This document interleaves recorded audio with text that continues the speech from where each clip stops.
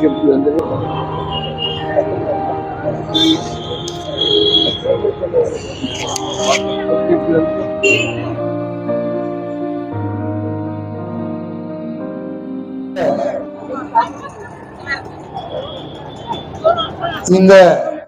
இதயம் டாக்டர் புரட்சி தலைவர், சத்துணவு படைத்த சரித்திர நாயகன், பாரத் ரத்னா,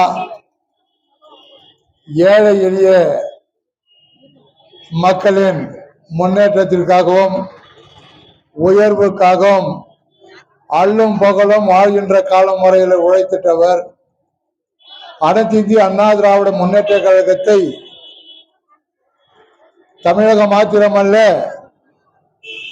உலகெங்கும் வாழ்கின்ற மக்கள் போற்றுகின்ற வகையிலே அனைத்து இந்திய அண்ணா திராவிட முன்னேற்ற கழகம் என்ற ஒரு கழகத்தை உருவாக்கிய நிரந்தர கழகத்தினுடைய பொதுச் செயலாளராக இருந்தவர்.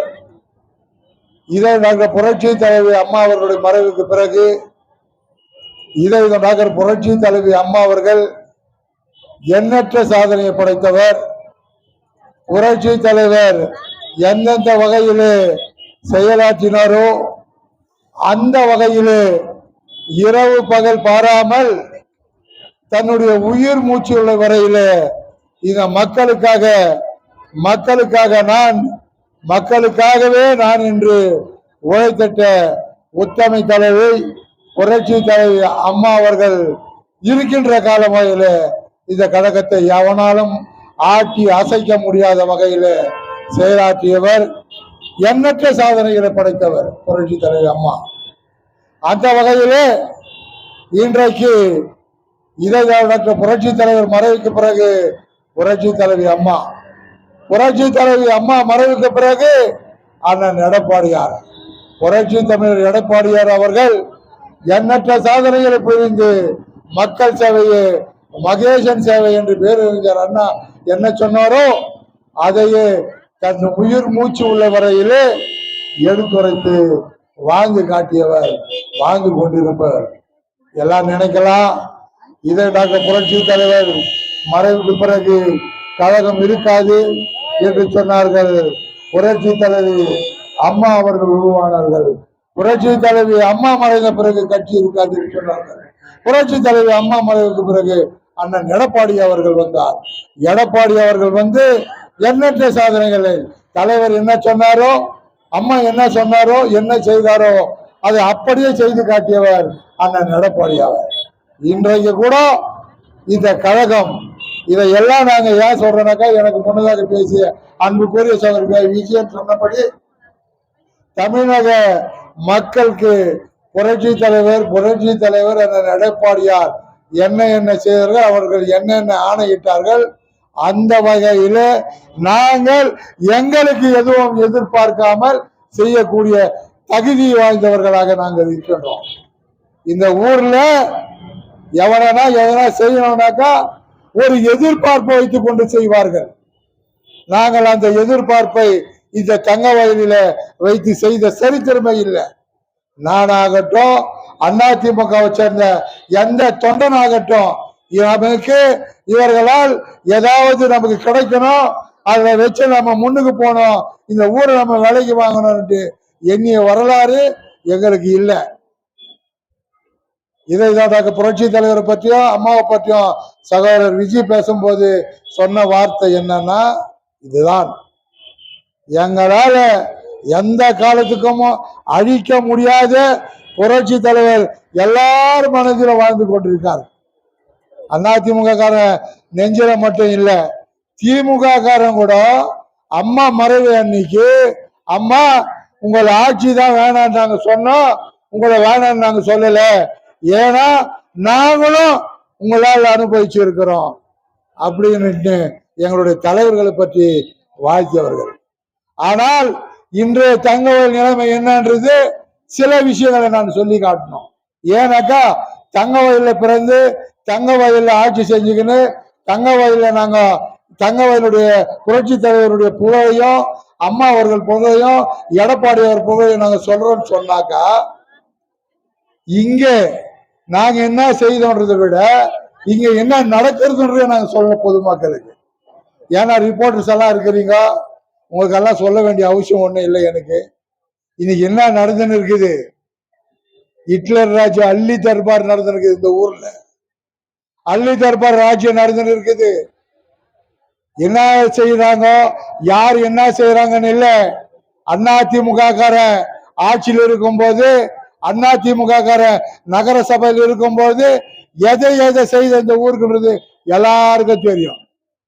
ஆனா இன்றைய நிலைமை என்ன, பிரிட்டிஷ்காரன் வெள்ளக்காரன் இந்த தங்கவயல் இந்த நாட்டில் ஆண்டு கொண்டிருக்கும் பொழுது 1888 ஆண்டுக்கு தங்கச்சுரங்கத்தை துவக்கிற காலத்துல இந்த தங்கவயல் மக்கள் எப்படி எப்படி வாழணும், அவங்களுக்கு என்னென்ன சலுகை வேணும், எந்தெந்த சலுகை எங்கெங்க வேணும் ஆன்றத ஒவ்வொன்றாக செய்து காட்டியவர்கள் பிரிட்டிஷ்கார.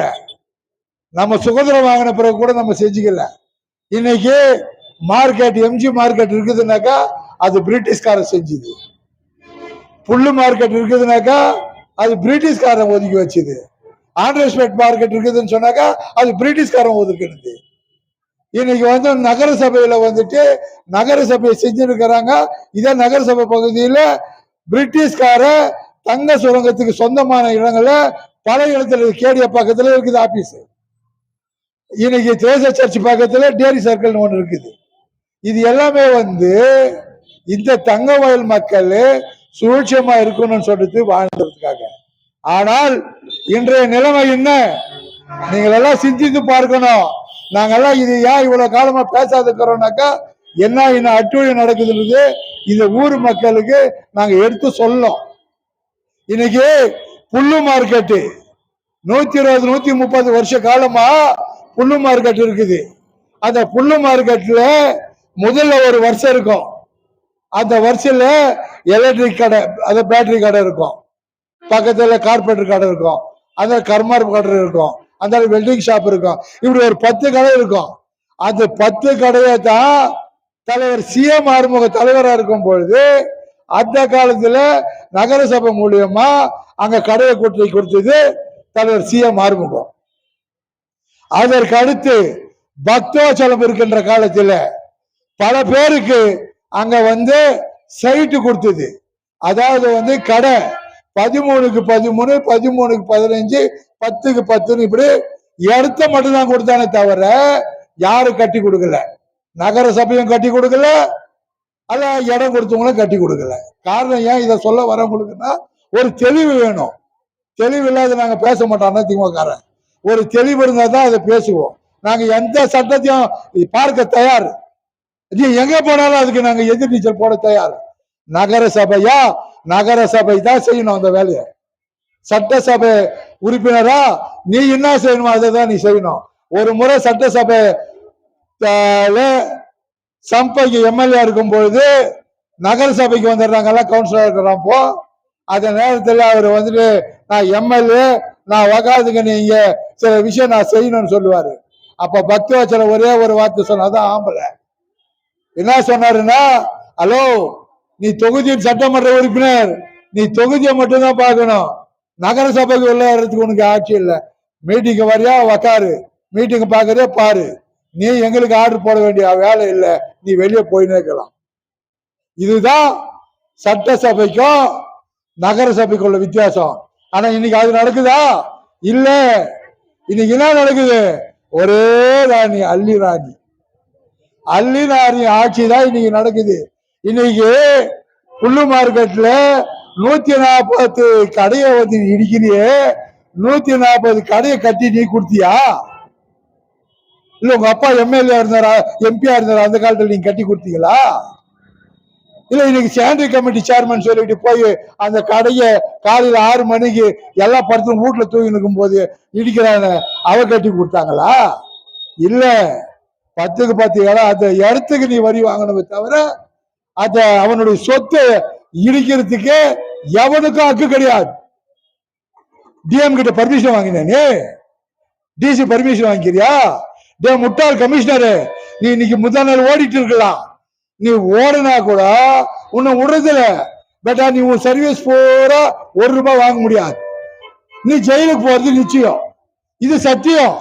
புரட்சி தலைவர் படத்திறப்புல புரட்சி தலைவர் பிறந்த நாள்ல கட்சிக்கு நாங்க சபதிட்டு சொல்றோம். நாங்க இருக்கும்போது அதிமுக ஆட்சி புரியும் போதாகட்டும், நகரசபை தேர்தல் ஆகட்டும், இங்க எல்லா ஜாதிக்கும் இடம் கொடுத்தோம். முஸ்லீம் சேர்மனா உட்காரிச்சு அழகு பார்த்திருக்கிறோம். ஜில்சத் பேக்ன்றது ஒரு லேடி செத்துடுச்சு, அதை பிரசன்ட் பண்ணி அழகு பார்த்திருக்கிறோம். அத்தாவுல பிரசன்ட் பண்ணி அழகு பார்த்திருக்கிறோம்.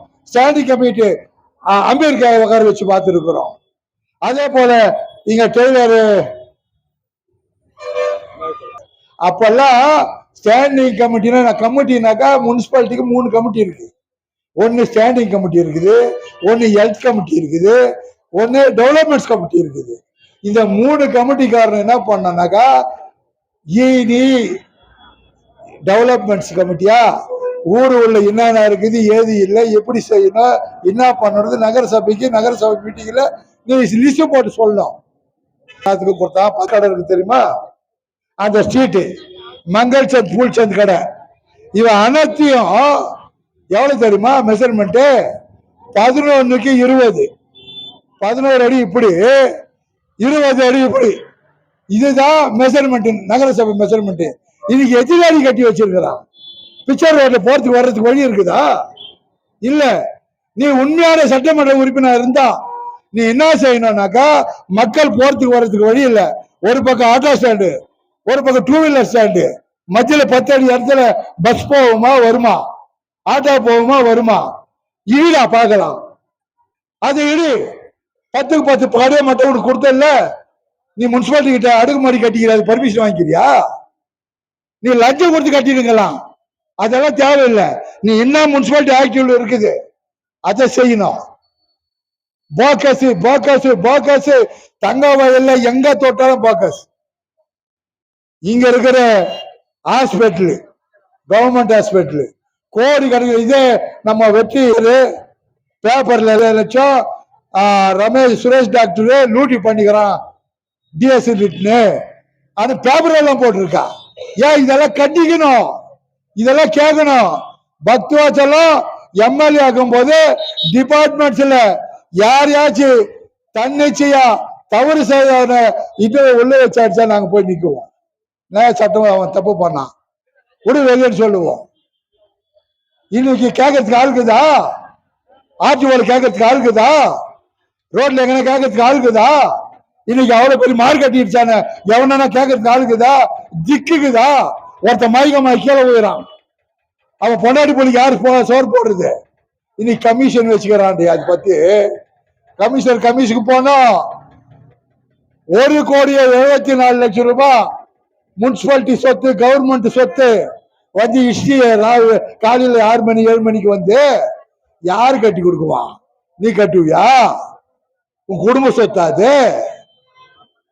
யாருக்கு சொத்தாது? எங்கேயோ ஒருத்தங்கிறான் சாருன்னு ஒருத்தன், அவன் டிசிசி பேங்க் சேர்மன். அவன் டிசிசி பேங்க் சேர்மன், டிசிசி பேங்க் பாடுறா, அதை டெவலப்மெண்ட்ஸ் பாடுறா, மக்களுக்கு லோன் கொடுத்து அது லோன் வசூல் பண்ணு. ஆனா இங்க 8 கோடி 10 கோடி கொடுத்துட்டு அந்த காசுகளை வந்து லூட் ஏச்சு பண்ணிட்டு இன்னைக்கு அதுல இருக்கிற மேனேஜர் மாத்தி போட்டாங்க. அவனை மாத்திட்டான். இதெல்லாம் நீங்க எல்லாம் சிந்திக்கணும். நீங்க எல்லாம் பேப்பர்காரங்க தயவு பண்ணி தவறு பண்ண கேட்கணும். உங்களுக்கு எல்லாம் தெரியும் சுதா, உங்களுக்கு பாபா சாஹ் அம்பேத்கருடைய பவன் கட்டணும்னு சொல்லிட்டு மெயின் ரோடு பங்கார்பேட் ரோடு, அந்த ரோட்ல வந்துட்டு பவான் கட்டணம் அம்பேத்கருக்குன்னு சொல்லி கொடுத்தாங்க. அது பிஜேபி கவர்மெண்ட் பண்ணுது. இன்னைக்கு உங்களுக்கு முன்னாடி சொல்றேன், 18வது வார்டுல கவுன்சிலர் நிக்க போறாரு ஒரு அம்மா. அது எந்த ஊருக்காரம்மா? பெங்களூருக்காரம்மா. அந்த அம்மா தங்க வயல் பூரா வால் போஸ்ட் ஒட்டி இருக்குது, பேனர் போட்டு வச்சிருக்குது, கட் அவுட் போட்டு வச்சிருக்குது. என்னன்னு, நானு 18வது வார்டுல நகர சபைக்கு போட்டியிட போற, இலவசமா ஒரு மூட்டை அரிசி தர, வந்து பொறிக்கு தூணுங்க நாய்ங்களான்றான். நீங்க பிச்சுக்காரனாங்க, நான் பிச்சு போடுறேன், நீங்க வந்து வயிற்றுக்கு சோறு ஆக்குறீங்க போடுறா. டேய் முட்டா பசங்கள்ல, நாங்க எல்லாம் வந்து பிஜிஎம்எல் மூடிட்டு பிறகு 3500 குடும்பத்துக்கு வந்து தர்மமா இல்ல இனாமா அந்த மக்கள் கஷ்டப்படுறாங்கன்னு அங்க இருந்து அம்மா அமுச்சு வச்சாங்க மூட்டை மூட்டை அரிசிய, அதை கொடுத்து வராங்க. இன்னைக்கு எங்களுக்கு என்ன வரும்? விஜய்க்கு ஒரு காரு பங்களா, அவருக்கு ஒரு அரசியல் மாசம் ஆனா ஒரு 50,000 ரூபாய் கொடுக்குறாங்களா, இல்ல 5 லட்சம் ரூபாய் காசு கொடுக்குறாங்களா, இல்ல எனக்கு கொடுக்குறாங்களா? எங்க உழைப்பு, எங்க சொத்து, எங்க கஷ்டம், எவங்கிட்டே 1 ரூபாய் நாங்க வாங்குறது இல்ல. நாங்க முயற்சி பண்ணோம். விஜய் இதை பண்ணலாம், 10 பேருக்கு 100 பேருக்கு இனாமா எதனா ஒண்ணு செய்யணும் இந்த ஊர் மக்கள். இது மட்டும் இல்ல, வர மாசம் 24ஆம் தேதி கொடுக்குறேன், நான் கொடுக்குறேன். விஜய் குடுறான்ற கொடுக்குறா, என் கட்சிக்காரனை கொடுக்குற. ஜெயபால் இது சும்மா 20 வேலை செய்த, நீ குடுறான்ற கொடுக்குறான். நான் எந்த என் மகன்கிட்டயோ மார்க்கெட்லயோ இல்ல வேற கட்சிக்காரங்கிட்டயோ வேற எவங்கிட்டயோ நான் கேட்கறது இல்ல. இது ஏன் இதை நான் உங்களுக்கு ஓட்டி சொல்றேன்னாக்கா, எங்களுக்கு பயம் இல்ல. நாங்க பேசுறதுக்கு காரணம் என்னன்னா, இந்த ஊரு அழிஞ்சுனுக்குது. இனி வர காலத்துல இந்த தாய்மார்களுக்கு லாஸ்ட் டைம் கூட நான் புடவை கொடுக்கும் சொன்ன அம்மா பிறந்த நாளுக்கு, இந்த வருஷமும் இப்ப சொல்றேன், எலெக்ஷன் வரப்போகுது. நீங்க எல்லாம் உங்க வீட்டு 10ல 10 இருக்கிறவங்களுக்கு எல்லாம் சொல்லுங்க, 1 ரூபாய் காசு வாங்காதீங்க, ஓட்டு போடுங்க, ஒரு அரசியல்வாதி தேர்ந்தெடுங்க, மக்கள் சேவை செய்யறவனுக்கு தேர்ந்தெடுங்க. சும்மா போய் தண்ணி குழாய் திறக்கிறவனுக்கும் கரண்ட் மாட்டுறவனுக்கும் இல்ல ஊர் ஊரா சுத்திக்கின்னு நான் 1000 ரூபாய் தரேன் 2000 ரூபாய் தரேன்னு ஓட்டை போட்டீங்கன்னா உங்களுக்கு அவ்வளவுதான் கெதி. மருதுன்னு நீங்க கேஜப்ப மருதணும், தங்க வயல தமிழ் இருக்கின்ற மருதணும். விளையாட்டுக்காரன் வருவான், கூட்டாத்துக்குவான், முறையாக்குது. இன்னைக்கு எவ்வளவு பெரிய மார்க்கெட், அந்த மெட்டீரியல்ஸ் எல்லாம் எங்க? யாரோ ஒருத்தர் தனிப்பட்டு ஒரு இதோட இருக்கிறவன் அவன் இடத்துல போய் கொட்டி வச்சுக்கிறீங்க, அவன் பள்ளமேடா இருக்கிற நிலத்தை சமம் பண்ணி கொடுத்துக்கிறீங்க. ஆனா அது தேர போறது இல்லை. நீங்க எல்லாம் சொல்லணும், ஹாஸ்பிட்டல்ல வயசுல 25 வயசுல போறவன் ஹார்ட் அட்டாக்னு போனா அங்க ஒரு மெடிசன் கொடுக்கறதுக்கு மெடிசன் இல்ல, ஒரு ஐசியூ ரூம் இல்ல, ஒரு எக்ஸ்ரே இசிஜி எடுக்கிறதுக்கு எதுவுமே இல்ல. நீ 100 கோடி ரூபாய் தங்க வயல்ல இனியாவது விழிப்புணர்வு வேணும். 100 கோடிக்கு மேல லூட்டி அடிச்சிருக்கிறான் அந்த சிவில் ஹாஸ்பிட்டல்ல. அதெல்லாம் இந்த சட்டசபை உறுப்பினர் போய் தட்டி கேட்கணும். 3 மாசத்துல அதை ஏழை கழகாரங்களுக்கு கடை கட்டி கொடுக்குறேன்னு அது கட்டி கொடுக்கல. ஜனவரி 15ஆம் தேதி எல்லா கடைக்கும் பூஜை போடணுன்னு, எல்லா போனதுக்கு தான் நீ பூஜை போட போற, எவனுக்கு நீ கடை கட்டி கொடுக்க போறதில்ல. போன வாரத்தை ஓட்டு போடுவான், 3வது முறை ஜெல்முத்துக்கு ஜெயிக்கிறது இல்ல, நீ ஜெயிக்கவும் மாட்ட சத்தியமா.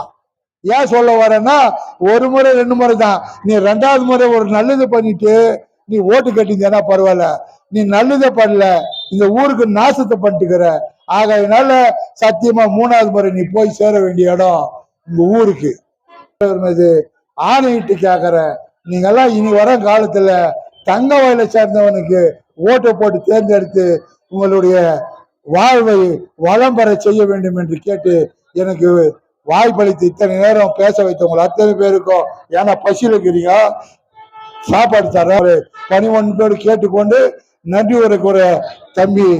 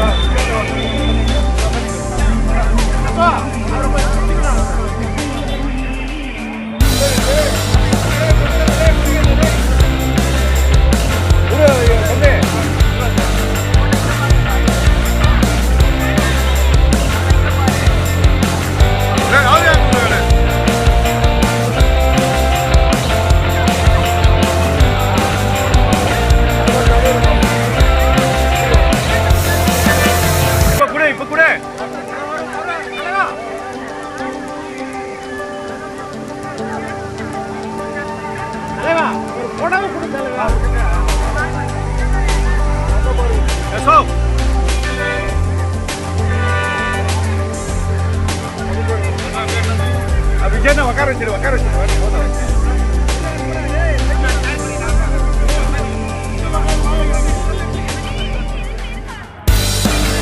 முடிக்குது பாருங்க.